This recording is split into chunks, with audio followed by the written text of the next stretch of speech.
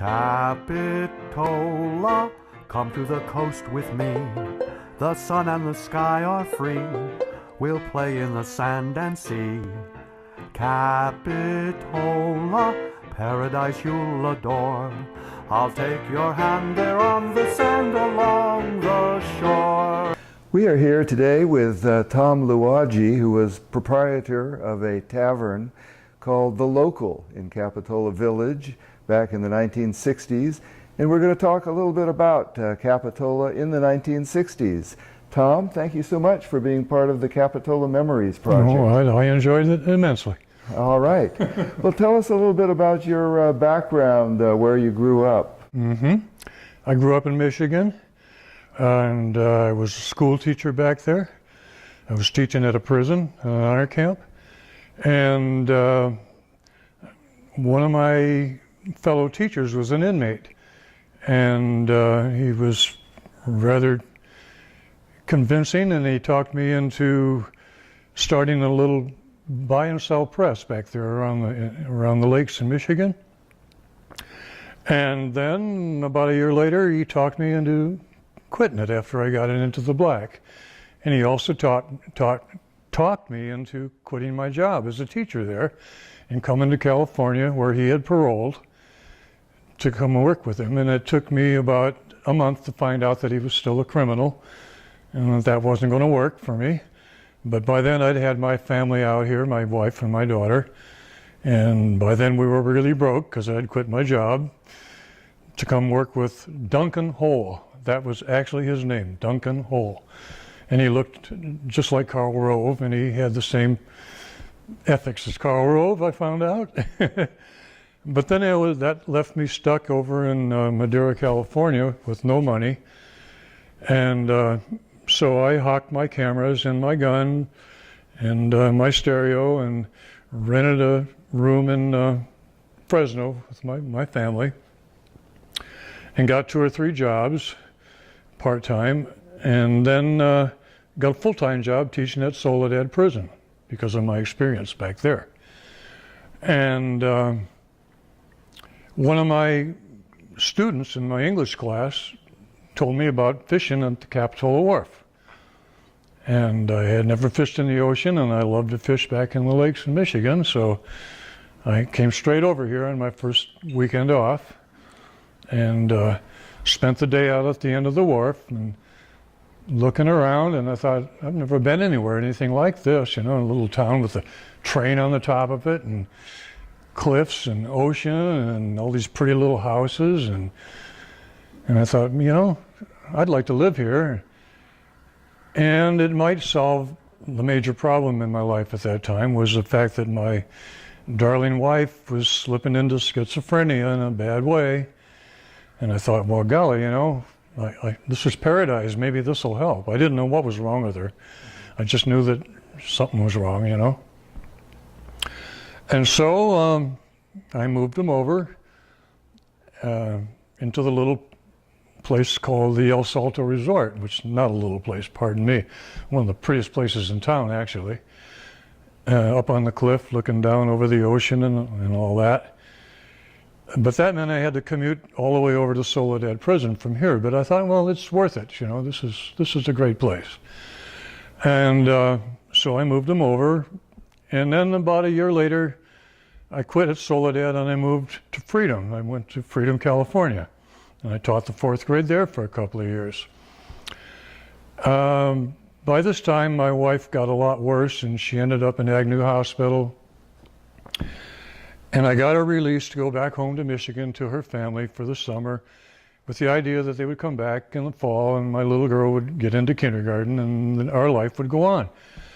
But they never came back, and I was sitting up there one night in the El Salto Resort in this incredible apartment we had overlooking the ocean. The moon was full, the waves were rolling out like a silver carpet, and I had Moonlight Sonata on, and I was really missing my family, and I thought, I can't do this, you know, I got to get out of this place, I got to go for a walk, I got to stop this. So I walked into Capitola, and for the first time I really wandered around, you know, and went into the bars, and I found this little place called Van's Village. And they were all young people, college, Cabrillo kids pretty much in there. And I just sat off in the corner and kind of absorbed the vibe, you know, and it felt good. So I came back a couple nights later. And eventually somebody came over and wanted to know who this older guy was. I mean, like I was 29 years old and these guys were like 22. I mean, you know.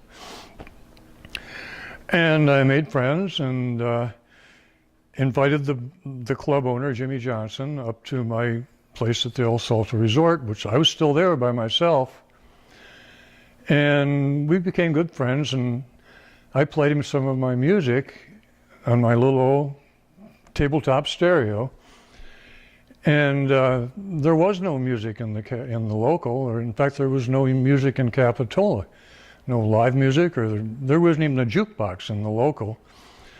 Well, he got off on my Swiss yodeling record. And he said, why don't you bring this little thing down here and we'll put that on and we'll play some Swiss yodeling music for my clients, my customers. And well, if that's what you think, Jimmy, okay, fine. And we did that, and they loved it. They said, wow, you know. Then I put on Freddie Yankovic, the polka crazy guy, and I have bizarre taste in music, and I had them then too, and they liked all this crazy stuff. So Jimmy says, well, why don't you just leave it down here and play your music for us, you know? And I did that, and then people started bringing in their favorite albums. And I really wasn't into rock and roll all that much at that time. I played classical and weird stuff like yodeling and whatever, you know. But as people brought in the Beatles and the Doors and all of that stuff that was current back in 1967, I became a DJ, which was kind of a secret dream I had always had anyway, you know. And I was playing all other people's music along with my music. And then I went out and bought what was the state of the art at the time of stereo systems, because I wanted to play little games like run trains through the place and sound effects, you know. And that went off real big too. And so this young German guy who was doing the sound at the Catalyst, the old Catalyst, down in Santa Cruz, he was one of my customers, and he said, can I borrow this system? It wasn't much, just a few speakers and amps, and for a day and take it down to the Catalyst, because I want to do the same thing down there, and I want to see how it all works. And he did that, and they went down and they put in a system, and then they started more live music in the Catalyst too. Well, people started coming in with their records, and that started building up my business because they wanted everybody else to share their music, you know. And it seemed like a pretty good idea, and I wasn't thinking of it business-wise. I was just doing what they wanted me to do. But that was drawing all kinds of people in, because then they would bring their friends in to listen to their music and drink beer with them and hang out at this groovy little place, you know. And then I started thinking about live music, because people were coming in with guitars and sitting up on the bar and playing, no amps or anything, just acoustic music, you know. And this fellow Jerry, he opened in fact, I think he may still be there, a little trophy business in Capitola up by Gale's. I haven't seen him in years, but he was there when I last was there. His wife, she sang beautifully, and he brought her in, and it started happening like that, without any kind of amplification or any electric music. Well, then, and the people in the local at that time, you know, you look back on it and you say the hippie place, the local, but it wasn't like that. It was Cabrillo students and local businessmen, Ron Graves, who became the mayor after we campaigned for him for his first term. And he's been there for like 32 years on the city council. And the local real estate guy, Jim Tibbetts, or whatever his name was, he was a customer. Bill, that had the little grocery store across the street, the Capitola Market, he was a customer. You didn't see long, if you look at the painting, you don't see long hair in there. But they were what you'd call hippies because they just hadn't have the costume yet. But the attitude was there, you know. And then one day it got quite a bit weirder when this truck pulled up in front. It was like an old refrigerated truck, but it was used. And on the side of it was a painting, and it showed this guy with his witch's hat on, and he was right out of the Frodo and Bilbo and all that sort of thing, you know. And on the side of his truck, there he is, and he's playing his flute, and these cobras are, he was a painter, and he had done a beautiful job. And it said, on the side, it said, Chester's Snake Farm. And there were no snakes in there, but he didn't want anybody busting into his thing, and nobody ever got into his thing either. And I thought, wow, you know, hippies, okay, this is a hippie, you know. Well, in with him is this guy with a long robe and hood and sandals and a beard, and he was one of 4 American Taoists. And so we got into a conversation, and it turns out that the Taoist was also a musician, and he was in a band called One Hand Clapping.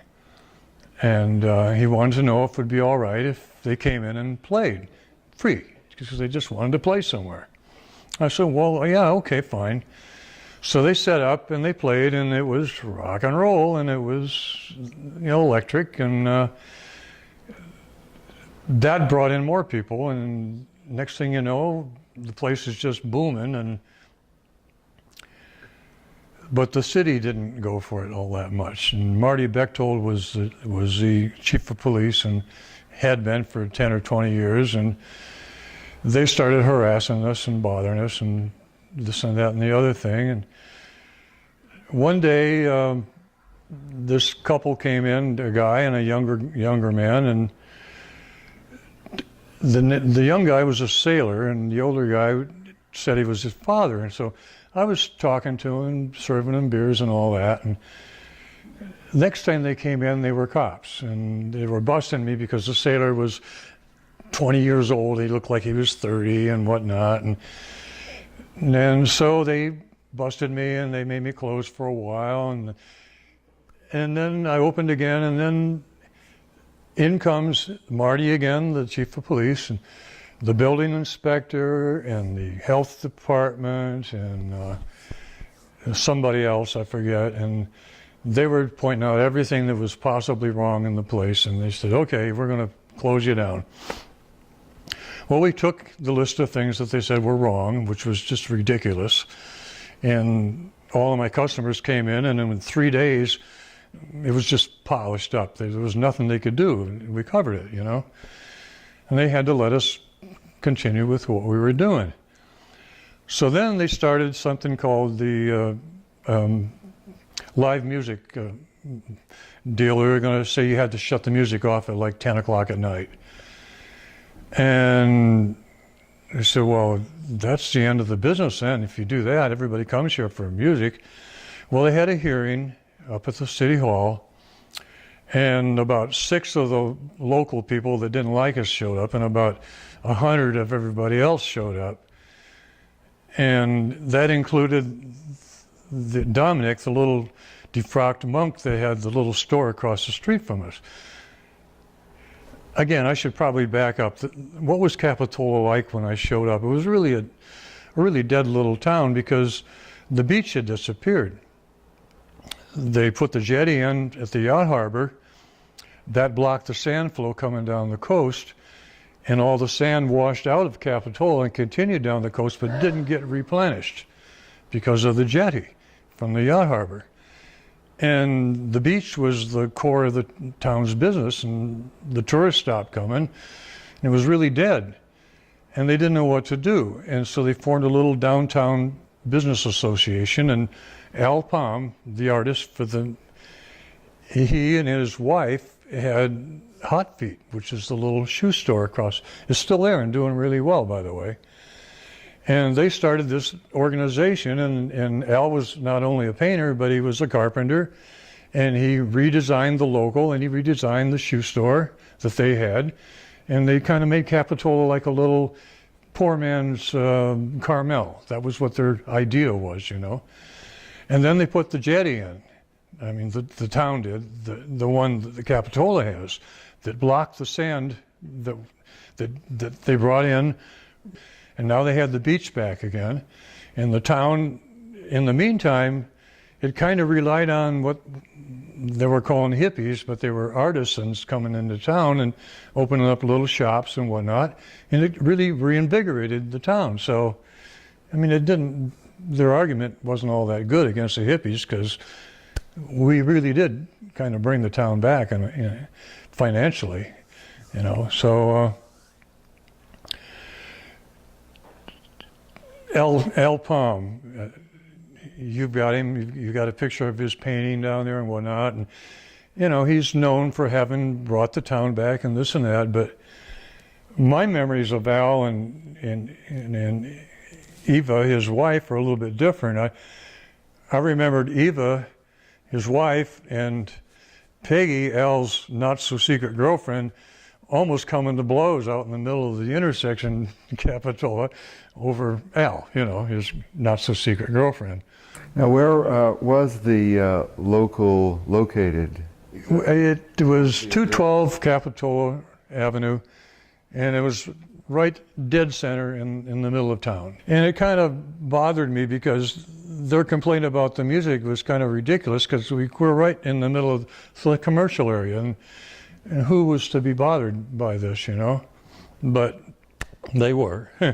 But anyway, at this meeting where one of these little artists was this little monk guy, got up and with his British accent made this really stirring speech about how we were hiring people and bringing culture to town, and we won. They just stopped the whole thing. They let us continue with our music until we closed. Well, I guess maybe it didn't help that I decided, well, here we are now, and what else can we do to make the business a little bit better? And I said, well, why don't we have an after-hours breakfast? I mean, we can't serve beer anymore after 2 o'clock, but we can serve bacon and eggs until 4 in the morning, and we can still play our music and shoot pool and whatnot. And that again made it even busier, because then all the bartenders and musicians, after they closed up in Santa Cruz, they'd come out to Capitola and they could continue to, you know, do their thing and shoot pool and listen to music. And I hired Jerry Predica to do my cooking for him. And he was a little on the eccentric side. He was first generation Russian American, and he was a great cook, and he was a character. He would go out at 4 in the morning after he'd finished cooking for 4 hours and sing Pagliacci in the middle of the town, but there was nobody there, you know. But little things like that, I suppose, didn't help my situation with the local people. But they couldn't really do much about it, because we had permission to do everything that we did. Mm-hmm. Now, at some point, you actually became the owner. Yeah, I did. I skipped over all of that. Yeah, yeah. Jimmy Johnson had a partner at the time, Sonny Givazani, and they weren't getting along. So for $500, I bought Sonny out. And then I found out why they didn't get along. Jimmy's idea of being in business in the bar was to go out and drink at all the other bars and become friends with everybody and then bring them back. And my job was to stay there all night long. Meanwhile, by the way, I was teaching the 4th grade at the same time over there in Freedom. So I would get home from teaching school and change clothes and go down and 10 bar until 2 and even later after the coffee shop thing. And I couldn't keep that up forever. And I finally said, Jimmy, you're going to have to buy me out, because you're out there partying and I'm doing all the work and I don't want to do this anymore. And he said, well, why don't you buy me out instead, you know? And so that's how I ended up owning the place, you know. And then was that the point that you changed the name to the local? No, again, Al Palm comes in again. They had a naming contest. What should we rename it? Van's Village is what it was. And Al came up with the local because he said over in England, the pubs we call them pubs. But if you lived over there in one of these little towns and you're going to go down, you say, hey, let's go down to the local. You didn't say, let's go to the pub. And so that's how it became the local. But all these things together seemed to work out really well as far as business was concerned. And it was almost embarrassing because we got along really well with the other bars in town. And Louis Alufi had the Edgewater at that time. And I would have to go over on a busy weekend night and borrow beer glasses from Louis because he had just a few of the local old timers sitting at the bar. And I had 100 people jamming in the local coming out. And it was kind of like, gee, Louis, it's kind of embarrassing to do that. But how many taverns were there in the village? There was a little place called the Patio, which was over next to where the theater used to be. Right, Max Patio? Yeah, Max Patio. And then there was the Edgewater. Uncle Ben's and was another little beer bar that opened up about the same time I did. But Uncle Ben was a friend of mine, and we just all got along. It wasn't like we were competitors. Also, since we're on that, another little place opened up over in SoCal. It was a barbershop over there. And then it became a bar, and it was called, I think, Mona's Gorilla Lounge.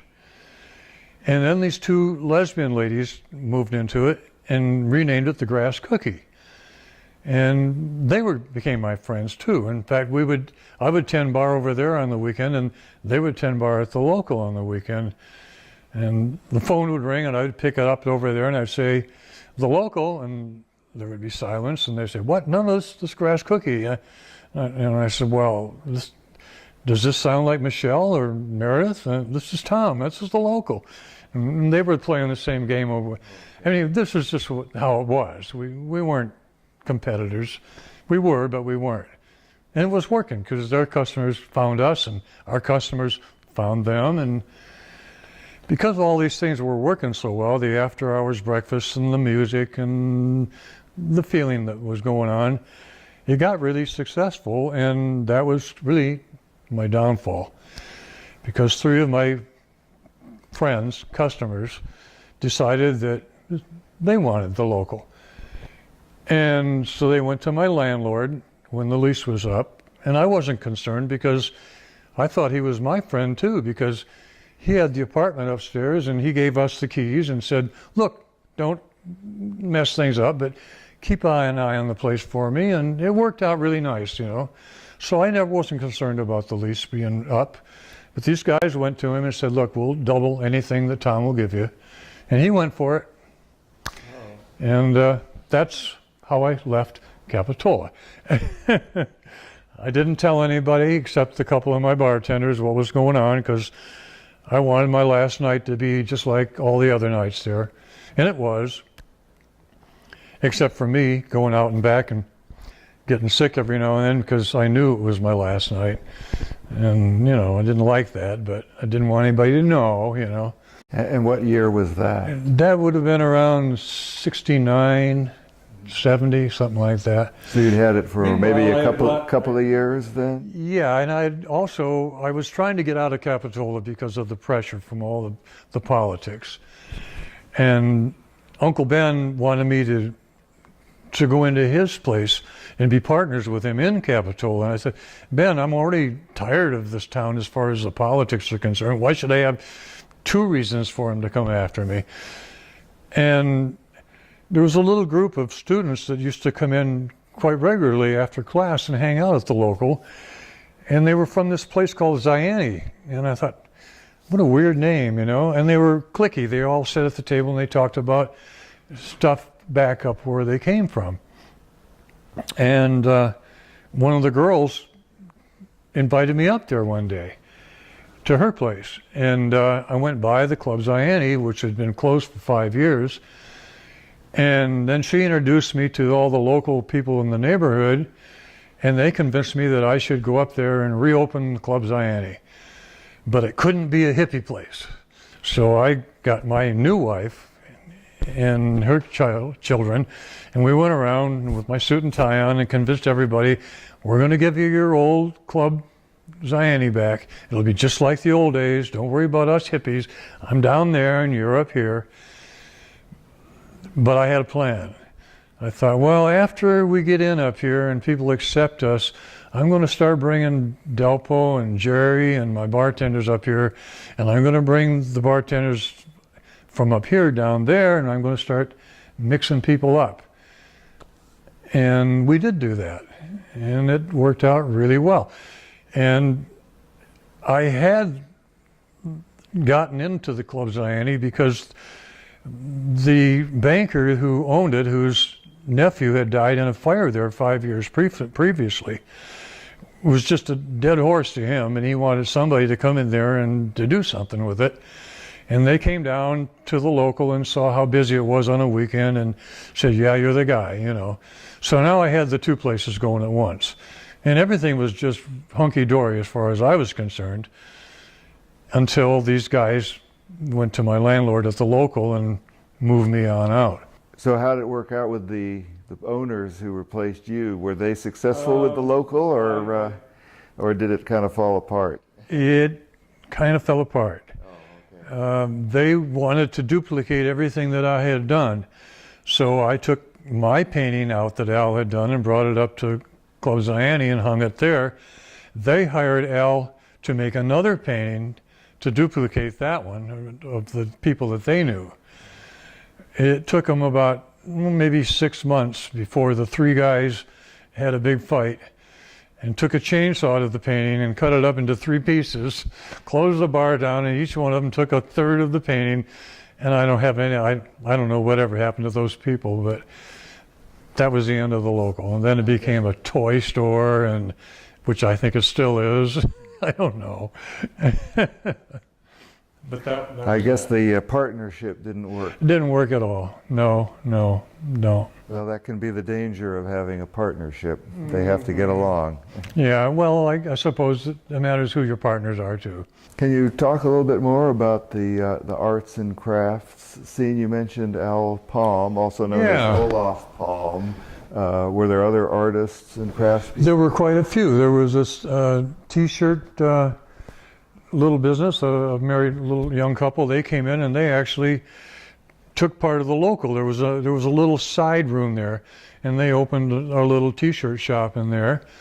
Right across the street, Stan was I've never seen anybody carve like that guy could do, and he made me a door, and that was one of my regrets, that I should have taken that door along with the painting with me, because it was so beautiful. But he was doing really well right across the street. And Dominic, the little defrocked monk from England, he had a little clothing store, and he sold me my one and only Nehru jacket, which I only wore once, that my wife had talked me into buying. But he was selling incense and hippie clothes and things like that, you know. There were a number of places around town, little craft stores that came in and like that, you know. And it revived the economy, actually, and it worked out pretty well, actually, for the town. So it worked out for me, too, because all those people were my customers. Well, during the 1960s, it seems like there was a big shift between the early 60s and the late 60s. Oh, yeah. Yeah. I know, was the hardware store gone by the time you were there? It was there when I came, but it left before I did. That was where one of the little shops came up. And the hardware store wasn't doing much business, neither was anybody else. The tourists weren't coming to town, and Bill, the grocery store, he closed while I was there. He wanted me to buy his place, and I thought about it, because I had this idea of the young people that wanted to come into the local because of the music, and they couldn't because they couldn't drink and they weren't 21. And I thought, well, you know, Bill has this balcony up over the top of his grocery store, and I can have underage people go up there and drink Coke, and I'll have the bar downstairs, which I don't think they would have ever let happen. But that was just one of my ideas. On the other side of town where Uncle Ben's was, That's where Margaritaville is now, and Mr. Toots upstairs. Well, at that time, Uncle Ben's was not a two-story place. It also was just like the grocery store. It had a balcony around the top. And I was still thinking about that idea of the teenagers, and Uncle Ben wanted me to go in with him too. Maybe I could do it over there, you know. Well, again, that never did happen, no. It would be a very limited audience. Well, I was going to have the adults downstairs, and I was going to have the place packed. That was my brilliant idea. But they never, ever would have let me do it. I know that now, looking back on it. But no. But the town kind of perked up. I mean, the beach came back, too. That was the same time that they brought the sand in. And there was a merry-go-round down there next to the beach. Well, that had disappeared in the meantime because there was nobody there to ride it. There's no business. But the whole town kind of picked up then after that. And I'm not saying we did it, but the culture changed, and we kind of changed along with it. And now there were more people coming in the local that did have long hair, and but that was okay. Were there still arcade games along the Esplanade in the late 60s, or those? That just kind of closed down when the beach went away, and that was some of the business that went away. And so that's when it kind of shifted more to restaurants. Restaurants and craft type things, and of course there was Hot Feet, which is still booming down there right now with Al and his feuding wife across the street. And so I guess some of the regular businesses also that same time, 41st Avenue was starting to be developed, and that probably took away some business from the village area. I suppose it did. I wasn't paying all that much attention to any of that then. I was just trying to do my own thing. And actually, I was kind of looking back and doing some reading and checking out your museum that I kind of refreshed my memory on a lot of the things that I'm telling you right now about the businesses.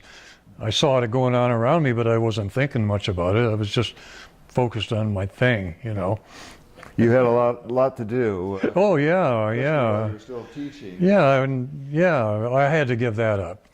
I did that for a year, and I had to choose one or the other because I was really burning the candle at both ends. And well, tell me a little bit more about the live music scene. You had somebody perform there who went on to become quite famous, correct? Yeah. He wasn't at that time. Jesse Fuller, I guess that's who you're probably referring to. Well, maybe there are several you can tell us about. Well, Lacey J. Dalton, who was Jill Croston, but she wasn't famous at the local at all. I see. So that was after you were running the... Yeah, that was several years later. Yeah. There was her, and One Hand Clapping got to be pretty popular, but not only locally. They were big around here, but the only one that really got really famous was Jill, Lacey J., and Jesse Fuller.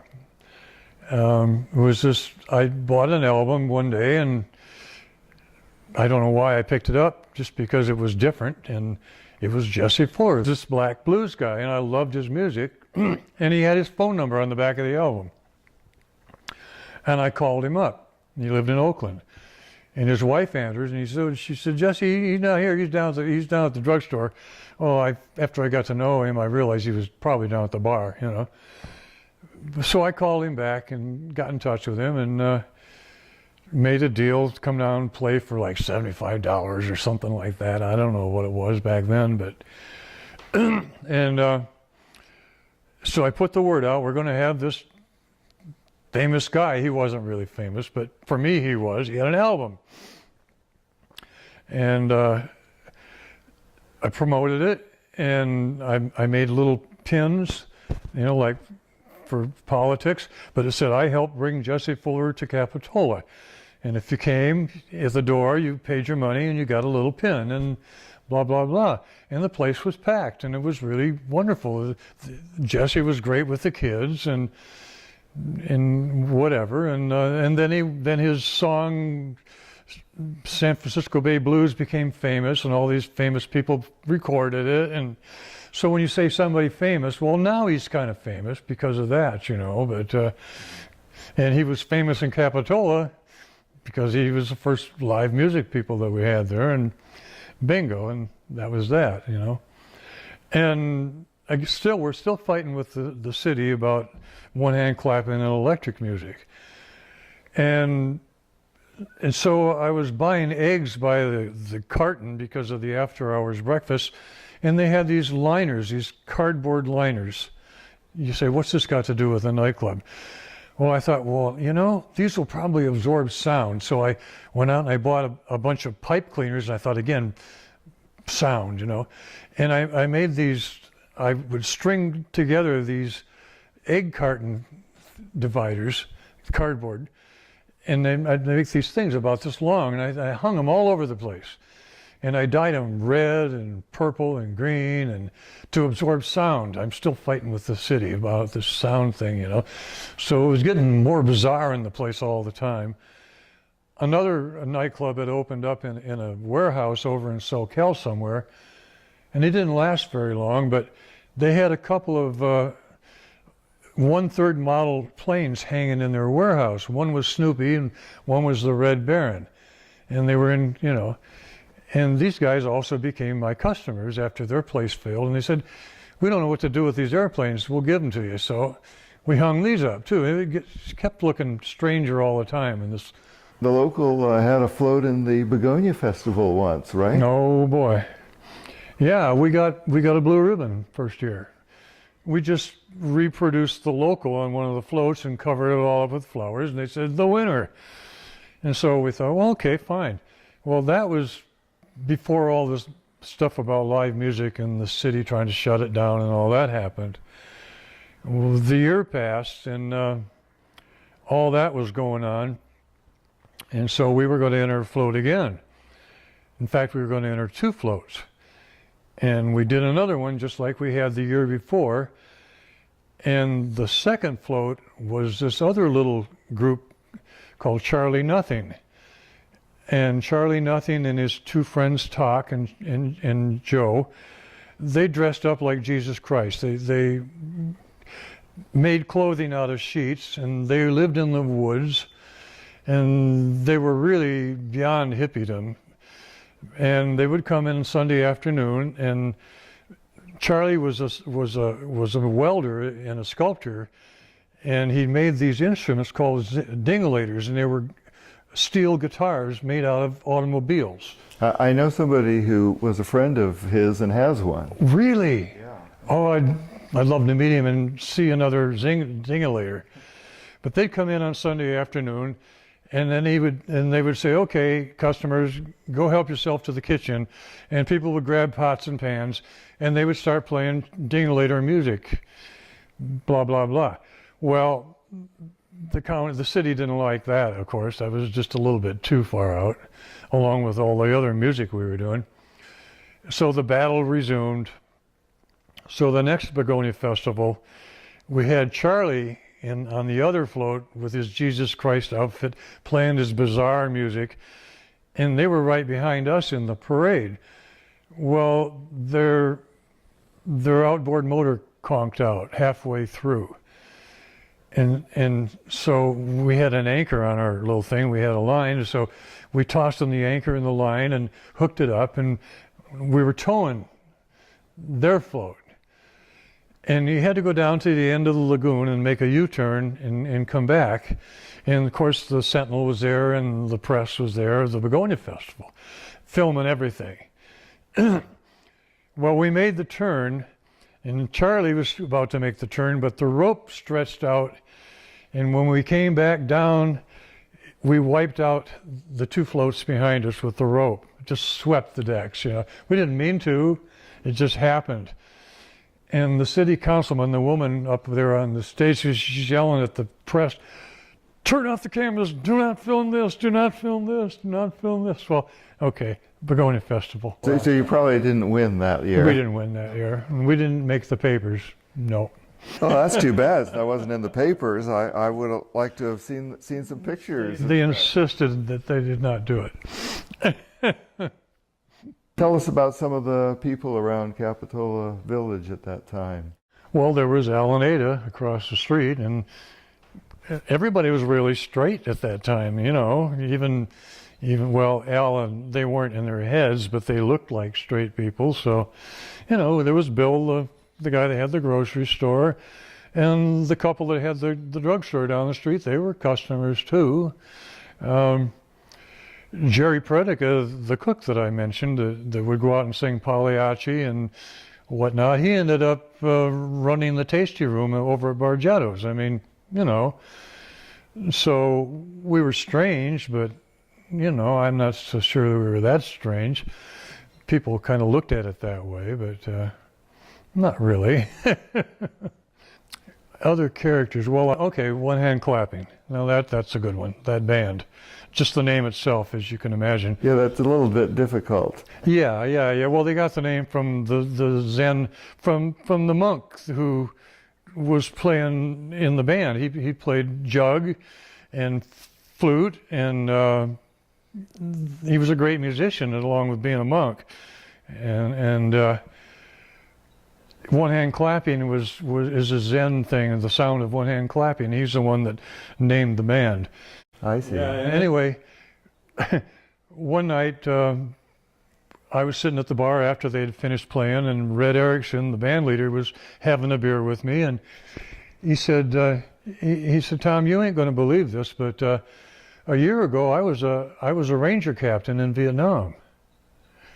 And I looked at him and I said, really, Red? I mean, he was just really super hippie now in this rock and roll band, and he said, yeah. And he says, by the way, he said, I hit a note tonight that I never hit before. And I said, what are you talking about? He said, I was sitting back there on the top of the pool table playing my guitar, and this young girl comes up and sticks her tongue in my ear. What? He said, yeah. He said, I hit a note I never hit before. And I laughed at that, and I said, well, you know, you were in Vietnam, a ranger captain a year ago. You didn't think I'd believe that? And he said, yeah. And I said, well, you probably ain't going to believe this, but 4 o'clock this afternoon, I was in my car coming back from teaching in the 4th grade over in Freedom. And I'll be back there tomorrow at 9 o'clock in the morning. Huh? Anyway, characters. I guess I had to include myself. Can you tell us a little bit about the cost of things, leasing and renting and that sort of thing? Oh my gosh. When I rented the El Salto Resort, before I ever got in the local, $112 a month. Utilities paid by them. It was the off season. The beach had disappeared in Capitola. The El Salto Resort was empty in the wintertime, and they were more than glad to get somebody to move in there and give them $112 a month, and that was us. And they fell in love. They were Catholics, the people that owned the place. I was a Catholic, sort of, at the time, and my wife and my little girl was with me, and we were this little Catholic family, and they let us stay right through the summer at $112 a month. Well, I checked it out the other day, and it's like $300 and some a night. It's changed. It's gone up a little. Yeah, it definitely has. And I had to move out of there when they realized that my wife and my children weren't coming back, and now I was this kind of hippie guy, and they didn't like me like they did before. And so I ended up in the Venetian courts. Oh. And that, again, was before the beach was there, and it was all just stones in the seawall. And the landladies who owned the Capitola Theater, the two sisters that owned that theater at the time, they owned my place in the Venetian courts. And they said, well, there's a storm coming, and you've got to put up the plywood over the windows and the doors like we do when a heavy storm comes, so that it won't break the windows, because there was no beach, and the waves came up and splashed right over, and they certainly did. And I was still teaching school. I had to get up the next morning, and the storm came in the middle of the night, and it ripped off the plywood, knocked my door open, and I'm laying in there in bed, and the waves are washing under the bed and washing back out again. And I thought, what can I do? I'll just get up in the morning and wait out the back door and go to school, and which I did, But again, that's the part of why the town was kind of down because there's no beach there, and that's why the wave came in, and which it wouldn't do now because the sand is all there and it's all cool. Yes, yes. But the town was really depressed money-wise, and that's why we kind of got away with what we did, because the artisans were coming in and starting to rent some of these empty buildings, and what could they say? I mean, you know, things are looking better. Wasn't there a bar connected with the bowling alley too? Spiro, yeah. He was another young guy. That was one of the other bars in town. That's about all that was open downtown, was the patio and the Edgewater, and there was no Margaritaville or any of that stuff yet. That was years away yet, yeah. Oh yeah. But Spiro was another one of our customers. And Jimmy Johnson was my ex-partner, was one of his, and that was part of his idea of how to build the business up, so it kind of worked. Well, although our focus is, of course, on Capitola, I'm sure people watching this who know a little bit about you would want me to ask you to say at least a little bit about your experiences running the Club Zayante. Yeah, I really liked it when I had both places, because my experiment was working out. I was actually getting some of the people from Zayante to go to Capitola to hang out with the hippies, and my hippie bartenders were tending bar up at the Zayante. What could they do? You know, they were making friends with everybody up there, and One Hand Clapping followed me up there, and then they were the predecessor of all the other musicians that started coming up to listen to them. And Jill, we called her up and got her to start playing music again. And as soon as it kind of caught on, then other musicians would come up and play, local musicians. And then the famous people that would be playing in LA and San Francisco on the weekends, they got word from different agents and who were friends of mine that there's a place Midway that on the weeknights you can stop and play at this little place and pick up a few $100 more, you know, and then go on up to the city. And that's how we started the famous people, Mose Allison and Neil Young, and he played there free, the Ducks. I read about, if I'm going to wander off a little bit, the Ducks. Santa Cruz got real famous for the Ducks because Neil Young was bringing his people in with him and playing in Santa Cruz free at little bars around town. And the deal was you could only play in Santa Cruz. That was the contract that they made with their recording studios, I guess it was. But we snuck them in up at Club Zayante, and you'll never see it in the papers because they were not supposed to be there, you know. Moby Grape and Jerry Miller, he was the one that brought them in there because he was a friend of Neil Young, and that was sort of the beginning of our famous people coming and playing at the Club Zayante. Yeah. So were there any other music venues at that time around Felton area or Ben Lomond? Or? Oh yeah, the Grass Cookie was still going, the gay place, but then the Catalyst was into live music then, and they got electrified, and there were a lot of little clubs opening up all over the valley. There were, I can't even remember the names of them. Downtown there were too, and I was doing the same thing. I'd go down there and like Jimmy Johnson, I got his idea, my ex-partner. It doesn't hurt to go out and socialize, you know, you can do this too. And so I was going around to bars and making friends, and the bartenders were still coming up and bringing their people up there. And it was not competitive really in a way. The music scene wasn't any more than the bar scene was because we were working together. And I would actually advertise the other bars.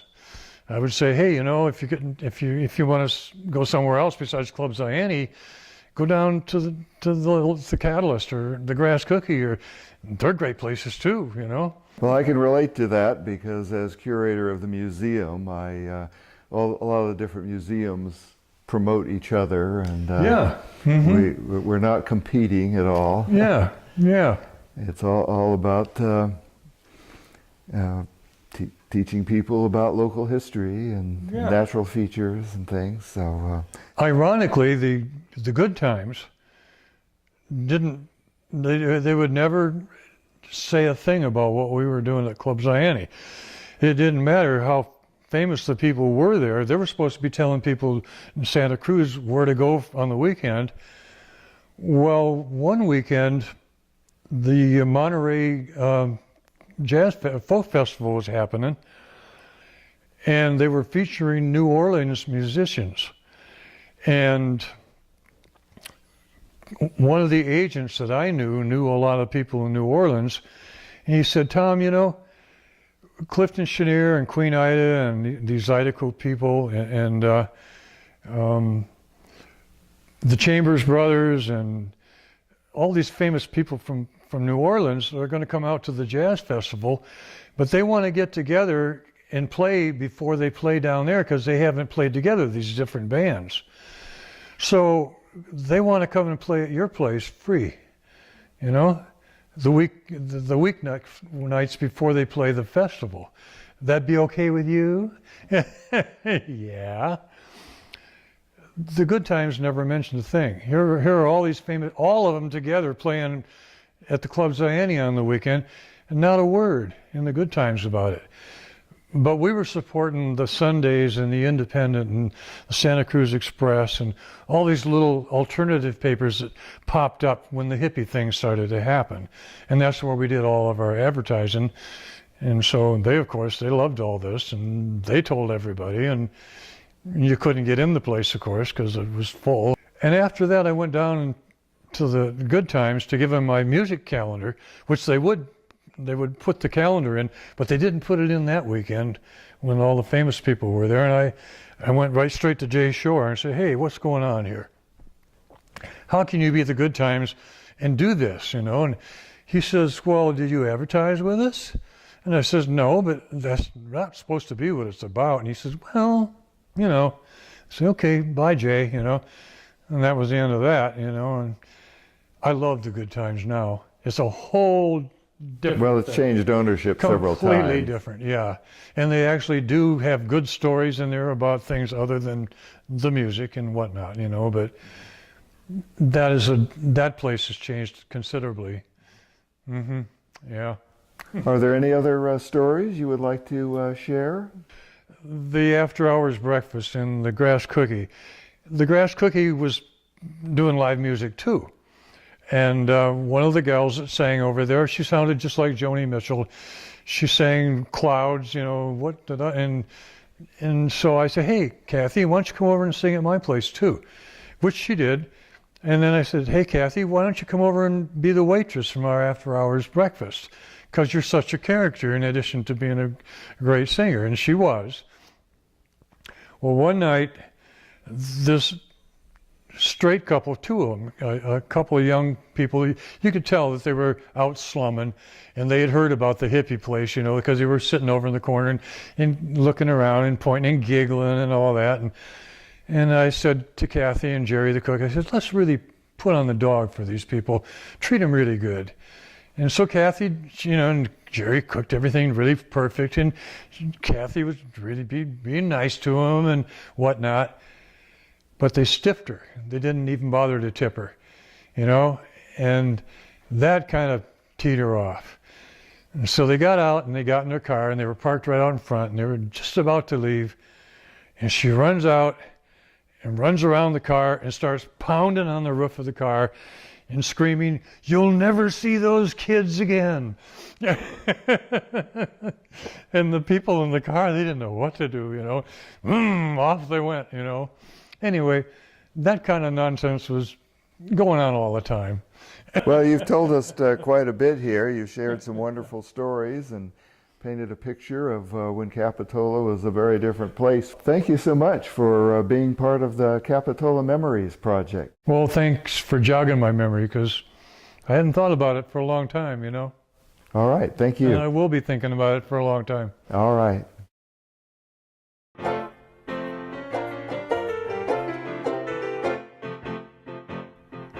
Capitola, come to the coast with me. The sun and the sky are free. We'll play in the sand and sea. Capitola, paradise you'll adore. I'll take your hand there on the sand along the shore. Capitola, over the bridge we'll go. We'll capture the sunset glow and wait for the creek to flow. Capitola, sway to the ocean's roar. Beside the strand we'll hear the band down by the shore. Capitola.